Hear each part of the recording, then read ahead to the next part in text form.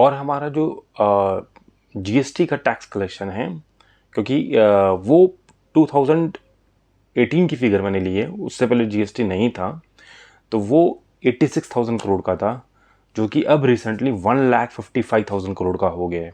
यानी वो 2 टाइम्स वो बढ़ा है विद इन 5 ईयर्स। और अगर मैं बात करूं कि हाईएस्ट मंथली कितना गया है जीएसटी कलेक्शन, तो वो 1,87,000 करोड़ गया है। और ये मैं आपको इसलिए बता रहा हूँ, जितना ज़्यादा जीएसटी बढ़ेगा, जितना ज़्यादा गवर्नमेंट टैक्स आप कलेक्ट करेगी, उतनी अच्छी जो इकोनॉमी की ग्रोथ है मोस्ट प्रॉबली वो उतनी अच्छी होगी। तो GST has got the direct correlation, इसका बिल्कुल डायरेक्ट कोरिलेशन है कि आपकी ग्रोथ से जितना अच्छे आपके टैक्स बढ़ेंगे तो उतनी ही अच्छी आपकी ये ग्रोथ होगी। और अगर आप इसका डायरेक्ट टैक्स भी देखेंगे तो वो पहले 6 करोड़ का था, 6.3 करोड़ का था 2013 पे, जो गवर्नमेंट डायरेक्ट टैक्स कलेक्ट करती थी। डायरेक्ट टैक्स यानी कि आपका जैसे इनकम टैक्स हो गया, ये बढ़ के 19.5 लाख करोड़ हुआ है 2024 में जो इन्होंने कलेक्ट किया है। तो ये 3 टाइम्स बढ़ा है। दैट ऑल्सो शोज़ कि हम जो हमारी जो इनकम है हम अच्छा कमा रहे हैं, और जो ग्रोथ है, मतलब जो ग्रोथ है हमारी, जैसे सैलरीज की ग्रोथ भी हुई है और हम एक अच्छा टैक्स पे कर रहे हैं। ये मैं आपको मैक्रो लेवल बता रहा हूँ, थोड़ा माइक्रो में आएंगे थोड़ा थोड़ा कहीं कहीं एक एक्सेप्शंस आती हैं। तो ये macro level just I am just discussing. उसके बाद अगर आप देखेंगे हमारे यहाँ पर, मैं आपको बताता हूँ, अप्रैल 22 को टेस्ला के इलन मस्क आ रहे हैं, और वो डेफिनेटली ये अनाउंस करने वाले हैं कि वो यहाँ पे फैक्ट्री डालेंगे। वो प्राइम मिनिस्टर मोदी जी से मिलेंगे, और वो डेफिनेटली ये एक प्लान होगा कि वो उसमें इन्वेस्ट करेंगे इंडिया में, कि अपना प्लांट डालेंगे और वहाँ से मैन्युफैक्चरिंग स्टार्ट होगी। और ये एक्सपेक्टेड है कि वो 2 से 3 बिलियन डॉलर, यानी कि वो लगभग 25,000 करोड़ रुपीस का कोई प्लांट सेटअप करें।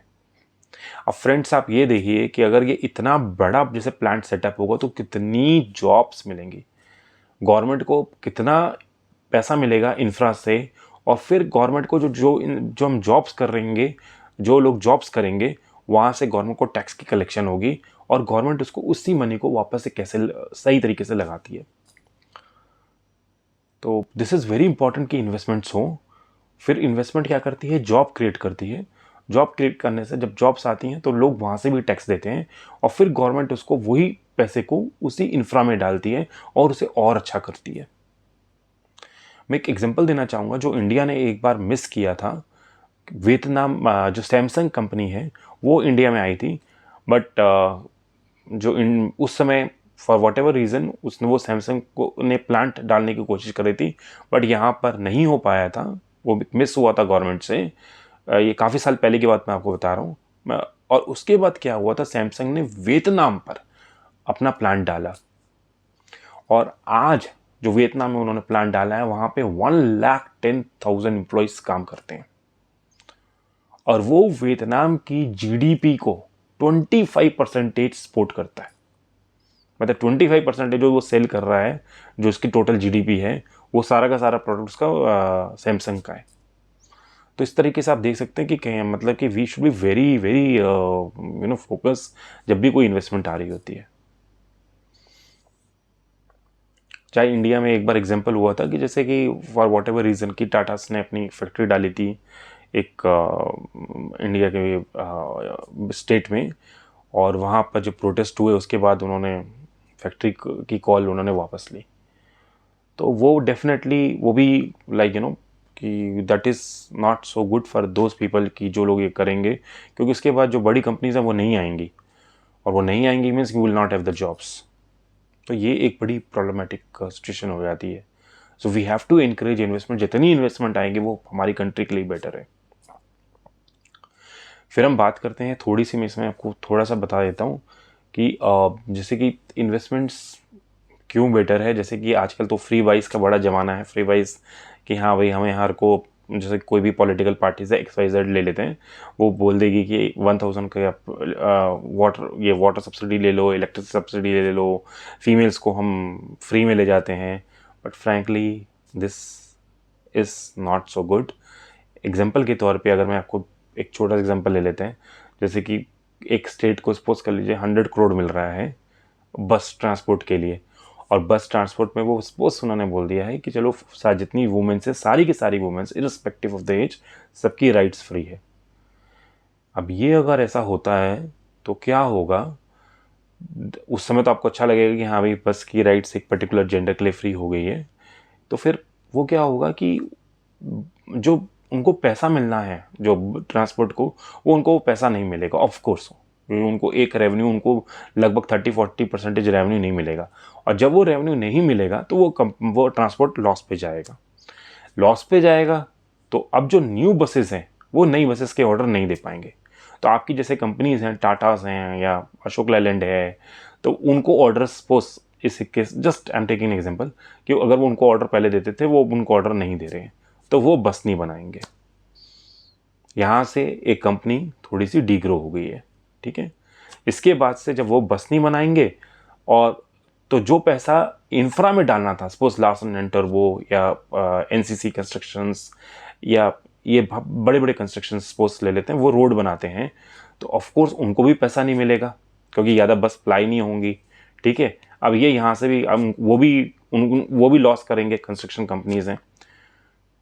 तो इसमें क्या होगा, बाद में ये सारी कंपनीज जब इनको ऑर्डर्स ही नहीं मिलेंगे, तो ये जो एम्प्लॉयमेंट है वो फ्रेश एम्प्लॉयमेंट या एग्जिस्टिंग एम्प्लॉयमेंट में से लोगों को निकालेगी, तो एम्प्लॉयमेंट भी नहीं होगा। तो इस तरीके से आप देखेंगे ये कंप्लीटली धीरे धीरे करके चेन में इम्पैक्ट होगा, और जब एम्प्लॉयमेंट नहीं होगा, लोग एम्प्लॉयमेंट नहीं करेंगे, तो धीरे से लोग टैक्स भी पे नहीं करेंगे। फिर जो भी, क्योंकि उसमें एम्प्लॉयमेंट नहीं कर रहे तो वो टैक्स भी पे नहीं करेंगे, तो इस तरह गवर्नमेंट को टैक्स नहीं मिलेगा।